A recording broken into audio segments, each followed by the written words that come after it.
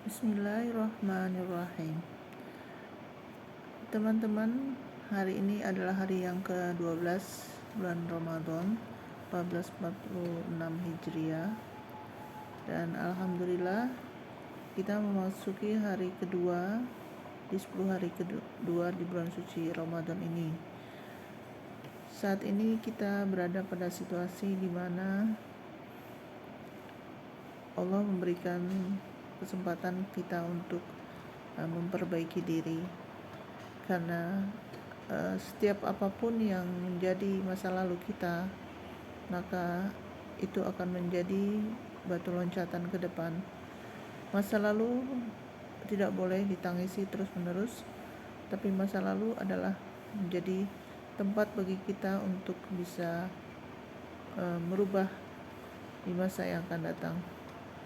Sebagai contoh, misalnya masa lalu kita tidak tahu apakah kita bisa belajar tentang ilmu agama, maka kesempatan pada bulan suci Ramadan ini kita harus belajar agama, dan itu tidaklah mudah untuk bisa kembali kepada Allah Subhanahu wa taala dan mempelajari ilmu agama, karena godaan dan cobaan, ujian serta tantangan di zaman lalu beda dengan zaman sekarang. Ketika kita belajar untuk berubah sikap dan memperbaiki diri, maka yang paling utama adalah dengan ibda bin nafsi, atau memulai dari diri kita sendiri.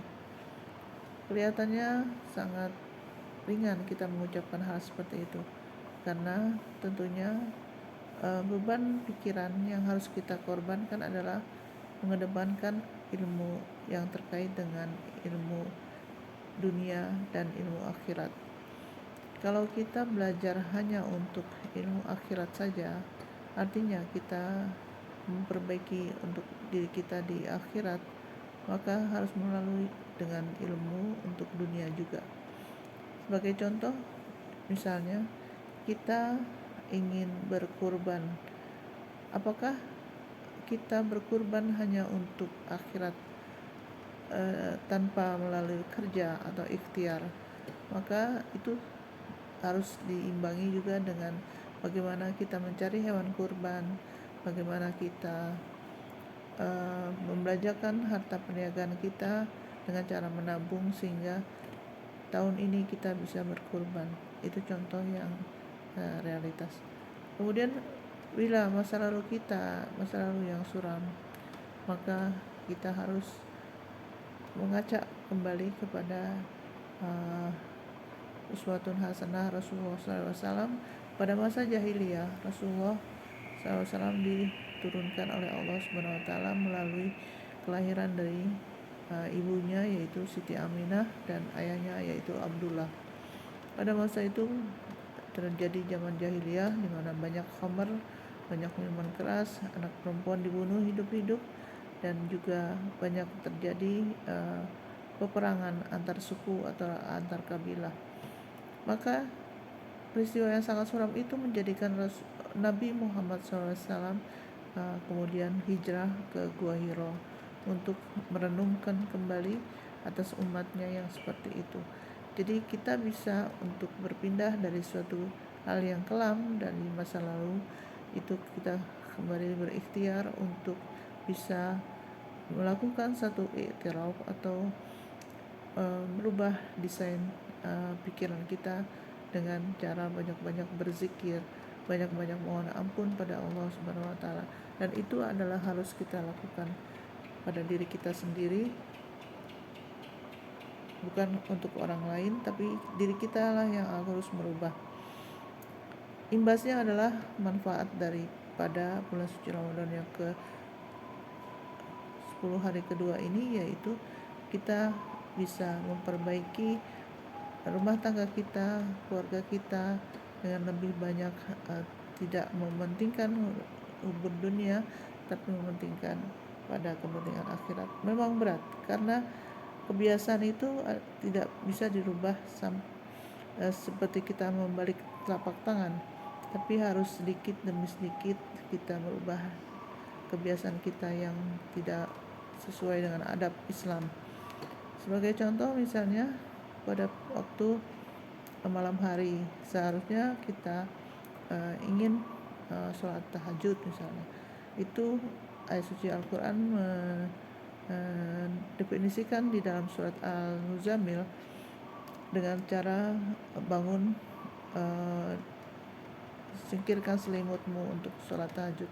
Pada bulan suci Ramadan itu seharusnya kita bisa seperti yang diinginkan oleh Quran surat Al-Muzammil.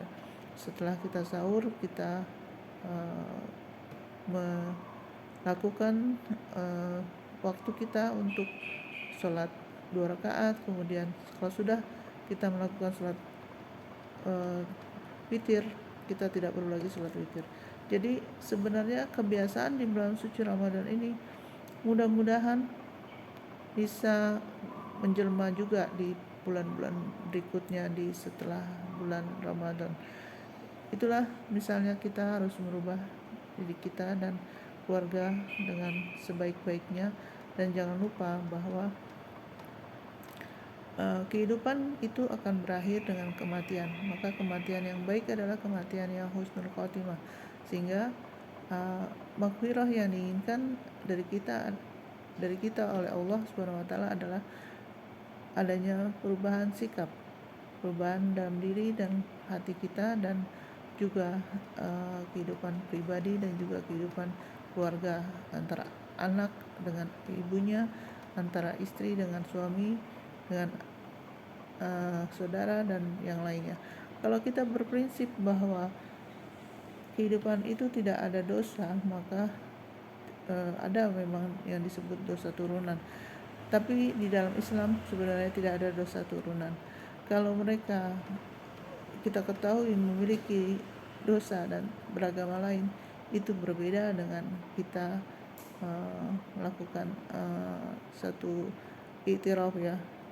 Jadi perbedaan itu jelas terjadi apabila kita beragama Islam. Maka definisi Islam adalah bahwa keselamatan itu meliputi lahir dan batin kita, sehingga kita bisa membedakan mana yang bukan Islam dan yang mana yang Islam.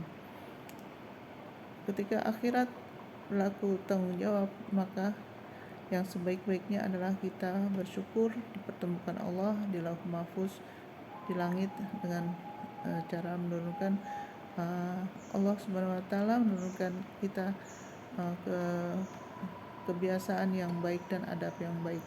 Semoga antara ilmu dengan adab itu menjadi satu pedoman kita di kemudian hari, di 10 hari kedua ini.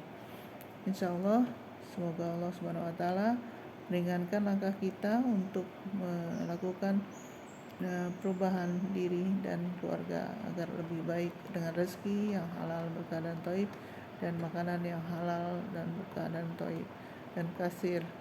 Tidak perlu kita sungkan untuk meminta kepada Allah Subhanahu wa taala doa yang diijabah oleh Allah menjelang berbuka puasa dan menjelang imsak, yaitu doa yang akan dikabulkan oleh Allah Subhanahu wa taala. Semoga anak dan keturunan serta suami serta keluarga berada pada lindungan Allah Subhanahu wa taala. Amin amin ya rabbal alamin. Assalamualaikum warahmatullahi wabarakatuh.